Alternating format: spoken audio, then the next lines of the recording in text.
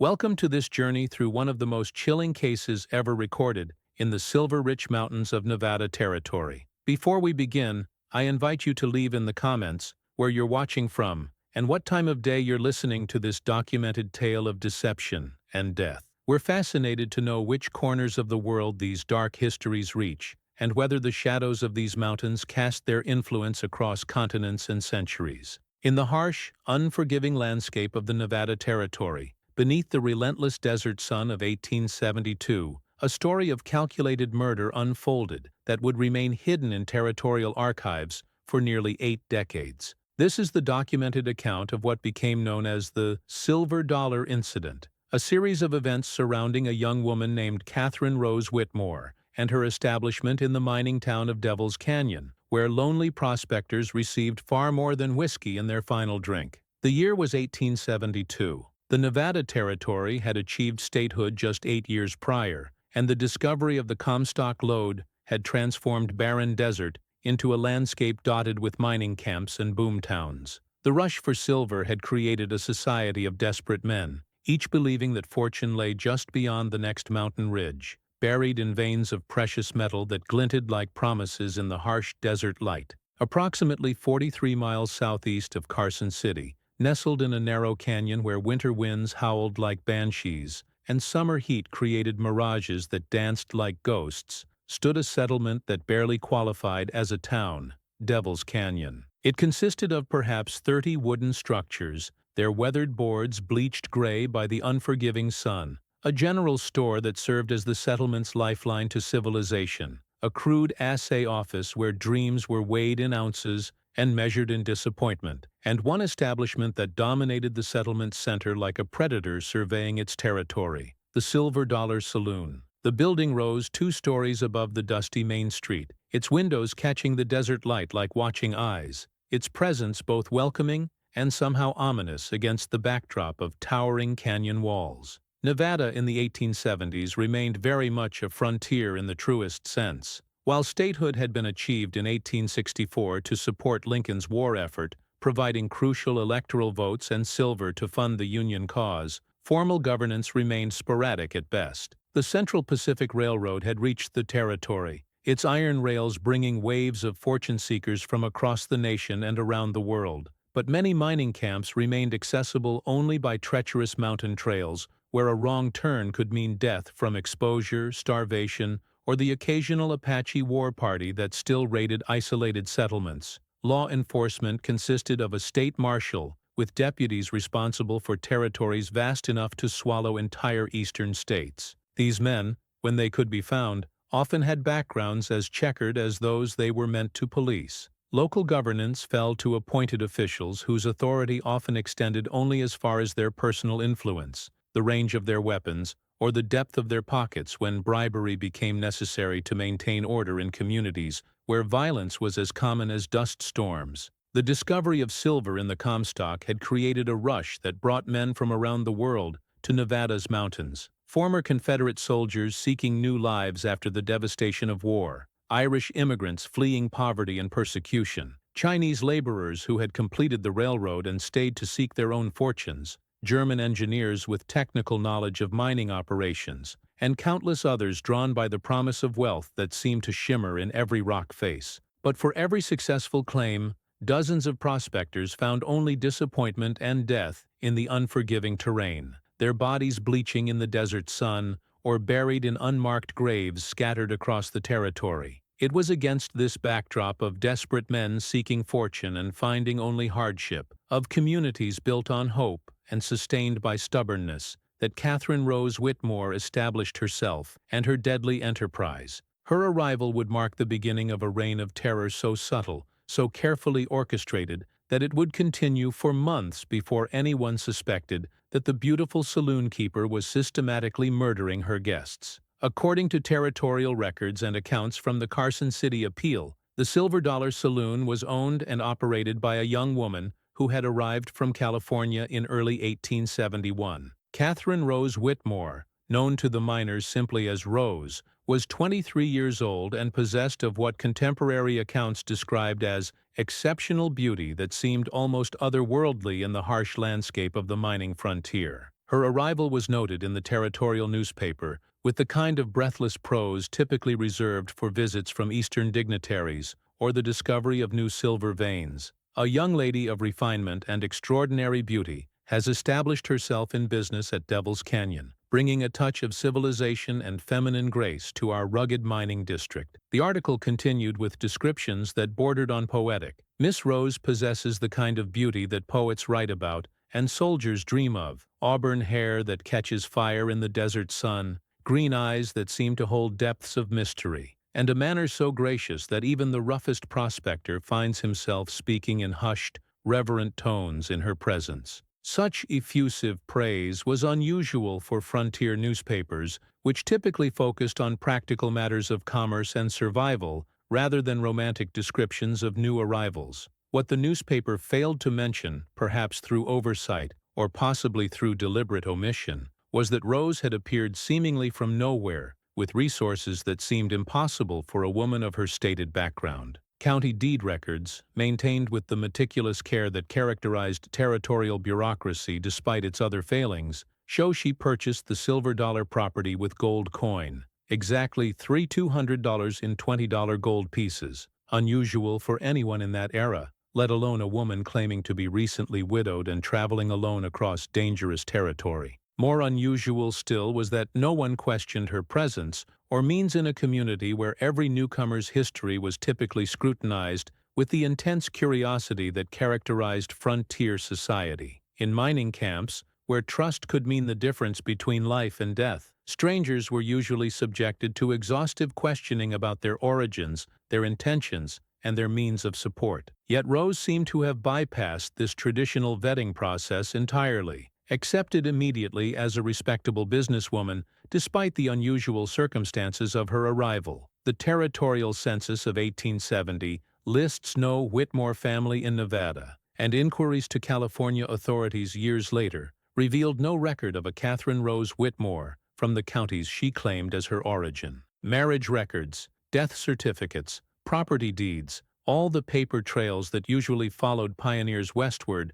simply did not exist for the woman who had appeared in Devil's Canyon. It was as if she had materialized from the mountain mists themselves, carrying with her a purpose as dark as the canyon shadows that surrounded Devil's Canyon throughout the long desert days. The settlement itself had earned its ominous name long before Rose's arrival, and the story of that naming provides crucial context for understanding how such a place could nurture and conceal the horrors that would follow. Founded in 1869 after silver ore was discovered in the canyon walls by a prospector named Jeremiah Blackwood, it had quickly gained a reputation as unlucky ground among the more superstitious miners who formed the backbone of Nevada's mining communities. Blackwood himself had died within 6 months of his discovery, found at the bottom of a mine shaft with injuries that suggested more than a simple accident. His claim was taken over by a consortium of investors from San Francisco, but their operations were plagued by a series of disasters that seemed to exceed the normal hazards of mining. Cave-ins occurred with alarming frequency, equipment failures caused costly delays,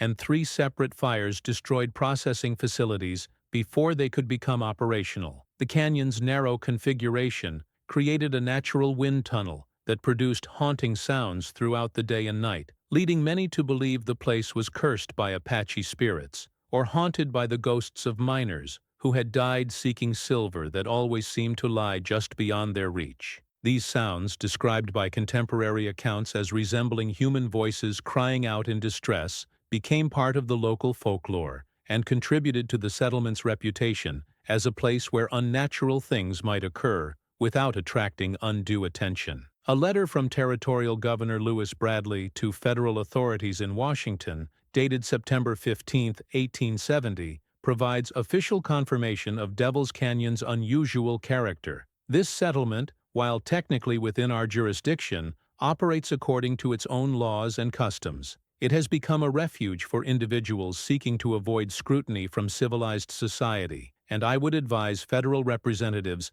to exercise caution when conducting business in the area. The governor's letter continues with details that would prove prophetic. The isolation of Devil's Canyon, combined with its transient population and the general lawlessness that characterizes mining communities, creates an environment where unusual occurrences might go unreported or uninvestigated. Local officials, when they can be found, seem reluctant to involve themselves in the settlement's affairs, claiming that the canyon's remote location makes effective governance impractical. Wonder. By the time Catherine Rose Whitmore arrived in early 1871, Devil's Canyon was struggling to maintain its existence. Several promising claims had played out, yielding initial excitement, but ultimately disappointing returns that left investors bankrupt and miners desperate for new prospects. The settlement's population fluctuated wildly between 30 and 70 residents, depending on the season. The latest rumors of silver strikes in neighboring districts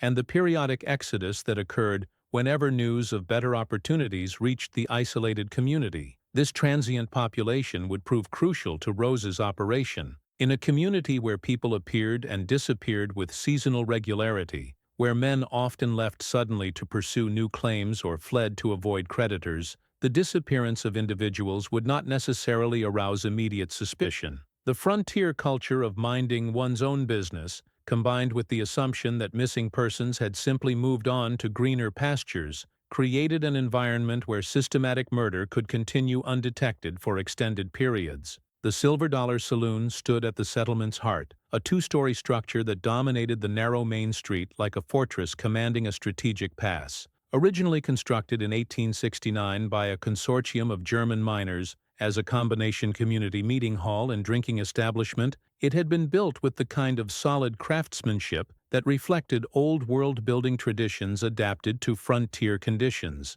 The builders had incorporated thick stone walls quarried from the canyon itself, creating a structure that could withstand both the extreme temperature variations of desert climate and potential attacks from hostile forces. The building's basement had been carved directly into the hillside, creating a natural, cool storage area for provisions and liquor that would not spoil in the intense summer heat. The second story served as both storage space and private quarters, with small rooms that could accommodate overnight guests when the need arose. What made the building particularly suited to Rose's eventual purposes was its isolation within the canyon's acoustic properties. Sounds did not carry well due to the canyon's configuration and the constant wind that whistled through the rock formations, creating natural sound barriers that would muffle any disturbances that might occur within the building's walls. Local folklore, recorded by territorial surveyor James McDonald in his 1871 report to the Nevada State Engineering Department,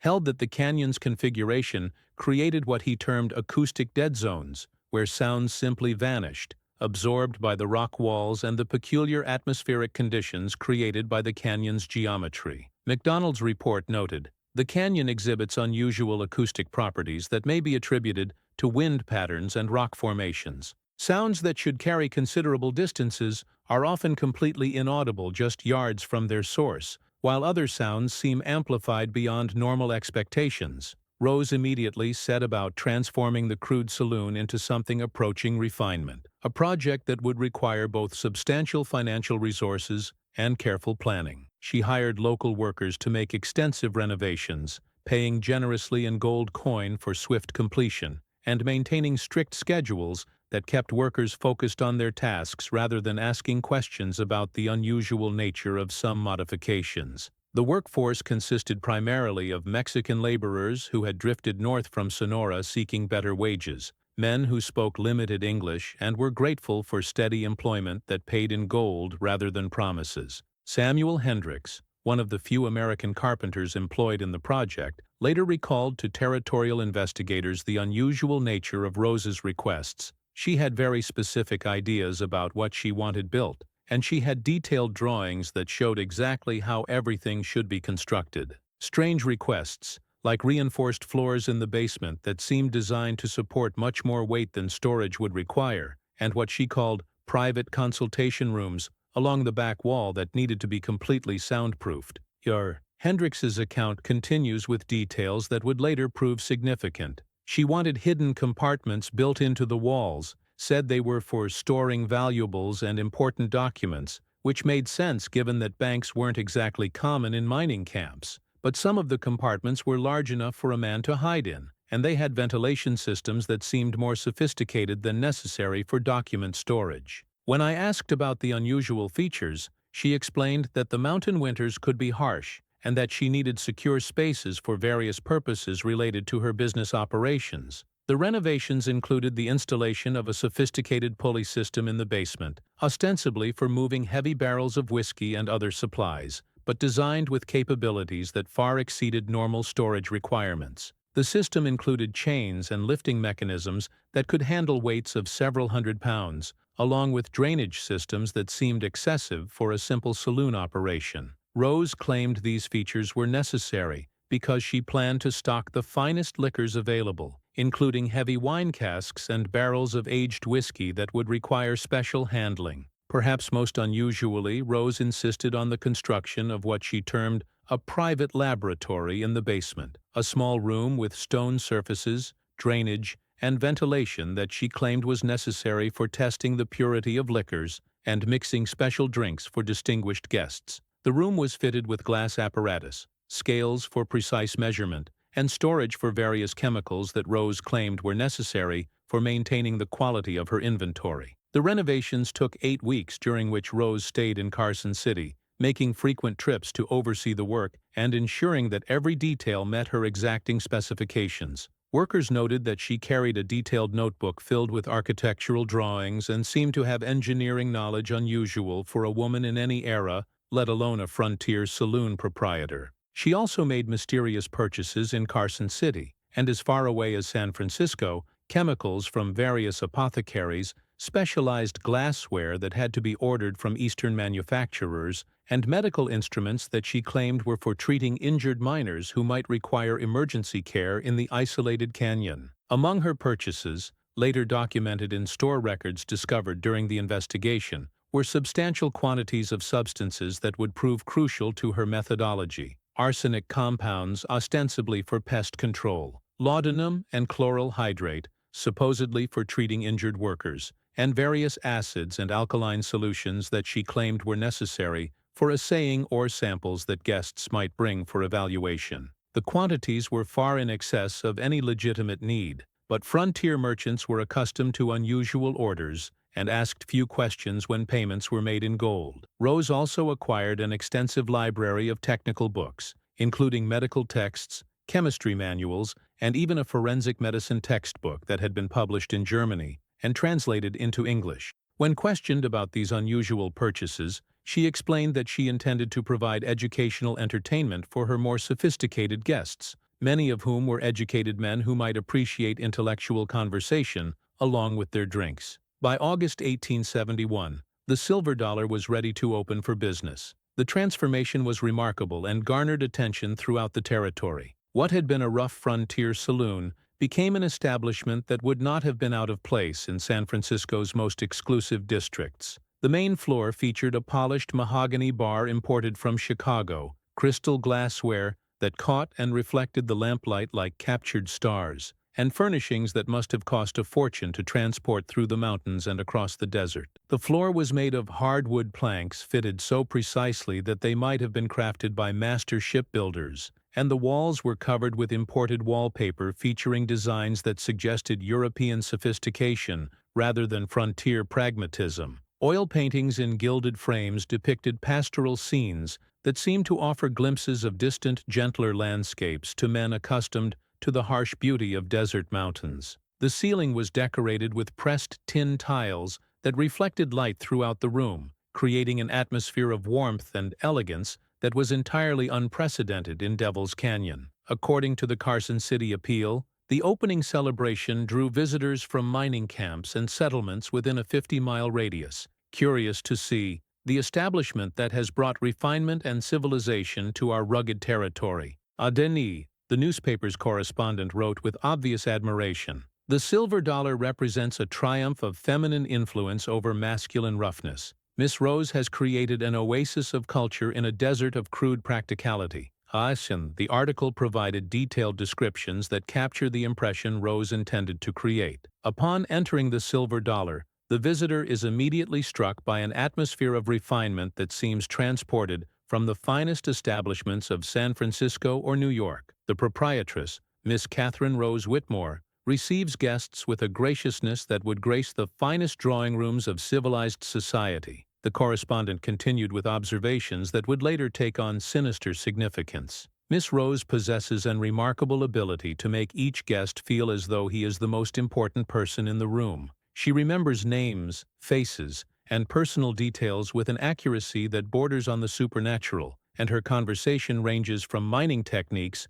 to world politics with equal facility. Several guests commented that they had never encountered a woman with such diverse knowledge and such genuine interest in their individual circumstances. Rose quickly established a reputation that set the Silver Dollar apart from typical frontier drinking establishments, which were usually characterized by raw whiskey, rough customers, and the kind of violence that made survival a daily concern. While most saloons catered to miners seeking to drink away their sorrows, cowboys looking for temporary relief from the loneliness of the range, and drifters who had little to lose and less to hope for, the Silver Dollar attracted a distinctly different clientele. Rose had an uncanny ability to identify successful miners, wealthy investors, and claim speculators, men who had actually struck silver rather than those still seeking it. This ability seemed to operate through some combination of careful observation, strategic questioning, and an intuitive understanding of human nature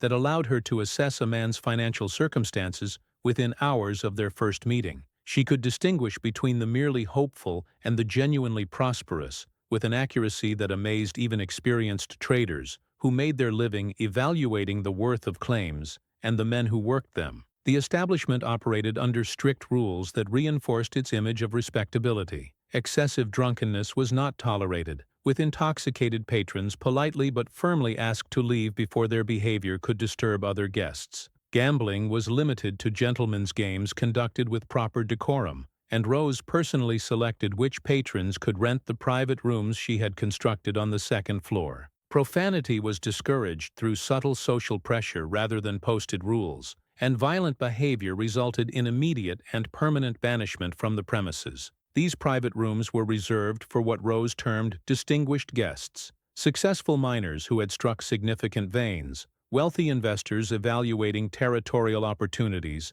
businessmen whose interests brought them to the remote mining districts, and the occasional territorial official whose duties required travel to outlying settlements. The rooms were furnished with the same attention to detail that characterized the main saloon, featuring comfortable beds with clean linen, writing desks equipped with quality paper and ink, and washing facilities that represented luxury in a region where most accommodations consisted of bedrolls in communal bunkhouses. Rose herself was undoubtedly the establishment's primary attraction, and contemporary accounts provide detailed descriptions that help explain her remarkable success in attracting and manipulating victims. She was described as possessed of exceptional beauty that seemed almost ethereal in the harsh landscape of the mining frontier, with auburn hair that seemed to capture and hold the light of oil lamps and candles, creating an aura that made her appear almost supernatural in the dim interior of the saloon. Her eyes were consistently described as green, but witnesses differed in their descriptions of their exact shade and expression. Some spoke of eyes like emeralds that seemed to hold depths of mystery and promise, while others described them as having an almost hypnotic quality that made it difficult to look away. Several accounts mention that her gaze seemed to see into a man's soul, understanding his deepest desires and most carefully guarded secrets, with an intimacy that was both thrilling and somehow unsettling. But more than her physical appearance, it was Rose's manner and capabilities that truly captivated patrons. She had an extraordinary memory for names, faces, and personal details that seemed to exceed normal human capacity. She could recall conversations from months earlier, remember the specific claims that miners were working, and discuss the intimate details of men's business dealings with an accuracy that suggested either supernatural powers or an information-gathering system of remarkable sophistication. Her conversational abilities were legendary among those who encountered her. She could discuss mining techniques with veteran prospectors who had spent decades learning their trade, analyzing ore samples with the expertise of trained geologists, and debating the latest extraction methods with engineers from Eastern universities. With investors and businessmen, she could speak knowledgeably about financial markets, territorial development, and the political factors that influenced mining operations throughout the West. A diary entry from Marcus Pemberton, a mining engineer from Boston who visited the Silver Dollar in September 1871, provides insight into Rose's remarkable abilities. Miss Rose possesses what can only be described as an almost supernatural capacity for remembering details and making connections between disparate pieces of information. Upon learning I was evaluating claims in the northern districts for potential investment, she recalled precise information about 3 other engineers who had passed through in recent months, including their findings, the companies they represented, and even personal details about their families and backgrounds. Pemberton's diary continues with observations that would later prove significant. What is most remarkable is not merely her memory, but her ability to synthesize information from multiple sources to create insights that even experienced professionals might miss. She discussed potential complications with water management in the claims I was evaluating, predictions that proved accurate when I conducted my own assessments. When I remarked upon this ability, her smile became almost predatory for a moment before she laughed and said, "A good hostess never forgets her guests, Mr. Pemberton, especially those with interesting stories and promising ventures to discuss." The diary entry concludes with reflections that take on ominous significance in light of later events. There is something hypnotic about Miss Rose's attention that makes a man feel he is the center of the universe, that his stories and his business ventures are the most fascinating subjects imaginable. I found myself speaking more freely than is my custom, particularly about financial matters and the success of my recent evaluations. Only when I departed did I realize how much information I had revealed to this beautiful stranger, and I confess to feeling somewhat unsettled by the extent of my candor. The first documented irregularity associated with Rose and the Silver Dollar appears in a report filed with the Nevada State Marshal's Office in October 1871, barely 2 months after the establishment had opened for business. The report originated from a letter sent by Cornelius Blackwood, a successful mine owner and investor from Virginia City, who was inquiring about his business partner and childhood friend, Theodore Ashworth. Ashworth had traveled to Devil's Canyon in late September to evaluate potential investments in silver claims that had shown promise in initial assays. He was an experienced businessman with interests throughout the territory, and his journey to the remote canyon was part of a systematic evaluation of opportunities in Nevada's outlying mining districts. According to stage company records, Ashworth had arrived in Devil's Canyon on September 24, 1871, carrying a leather portfolio containing substantial bank drafts,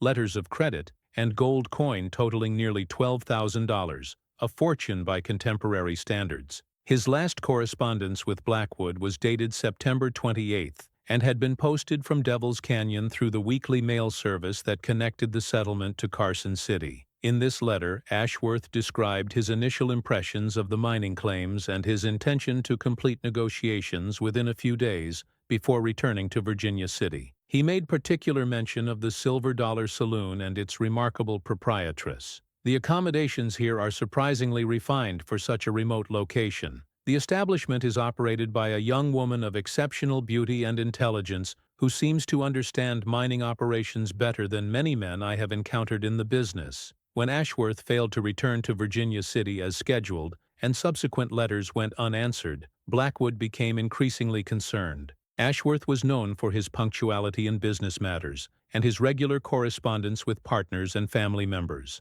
His failure to maintain communication was entirely out of character and suggested that something had prevented him from conducting his usual business practices. The marshal's perfunctory investigation concluded that Ashworth had likely decided to extend his journey to evaluate additional opportunities in California or perhaps Mexico, pursuing new ventures that had attracted his attention during his time in Devil's Canyon. This explanation was supported by a letter allegedly written by Ashworth that had been forwarded by Rose to territorial authorities, in which he expressed his intention to pursue promising opportunities in the southern mining districts and requested that his partners not expect communication for several weeks. However, Deputy Marshal William Crawford's private journal, discovered in 1949 among the effects of his widow, tells a different story entirely. Crawford had been assigned to investigate Ashworth's disappearance and had conducted a more thorough inquiry than the official report suggested. His journal entries reveal growing suspicion about the circumstances surrounding Ashworth's alleged departure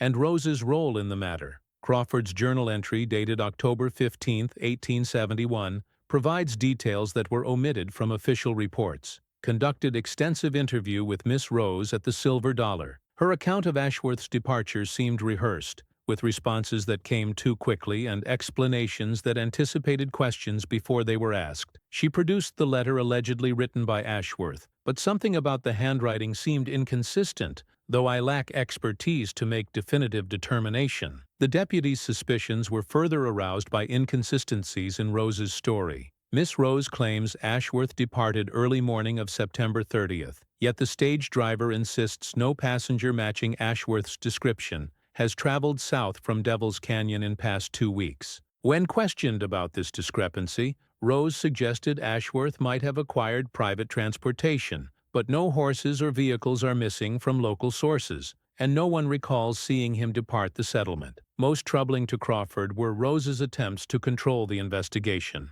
Miss Rose seemed overly eager to provide explanations and anticipated every line of inquiry. She offered to show me Ashworth's former room, which had been thoroughly cleaned and rearranged since his departure. When I inquired about his luggage, she explained it had been forwarded to San Francisco according to his instructions, though she could provide no documentation of this shipment. Crawford's journal reveals that his investigation had uncovered additional disturbing details. Inquired with local merchants about Ashworth's activities during his stay. General store owner recalls him making purchases on September 28th, including supplies for extended travel and assaying equipment for evaluating claims. These purchases suggest he intended to remain in area longer than Miss Rose claims, and the assaying equipment was never found among his forwarded belongings. Theodore Ashworth's background, reconstructed from Virginia City business records, and his partner's subsequent investigation, reveals he was a 40-year-old former Confederate officer who had come west after the war to escape the devastation of his Virginia homeland. Unlike many Confederate veterans who drifted aimlessly through the territories,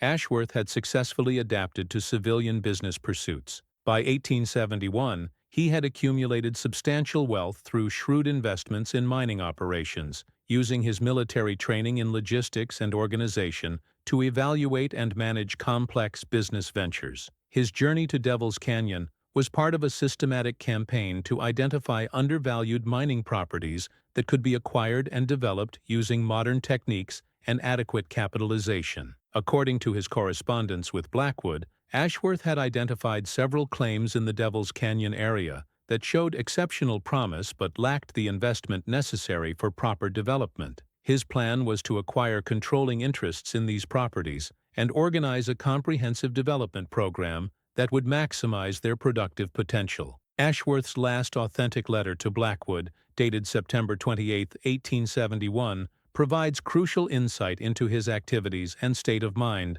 during his final days in Devil's Canyon. The claims here show greater promise than our initial reports suggested. The ore samples I have examined indicate silver content that could justify substantial investment, assuming proper extraction techniques are employed. I am negotiating with current claim holders and expect to conclude arrangements that will provide our partnership with excellent returns on investment. The letter continues with observations that would later prove significant. I am staying at a most unusual establishment for such a remote location.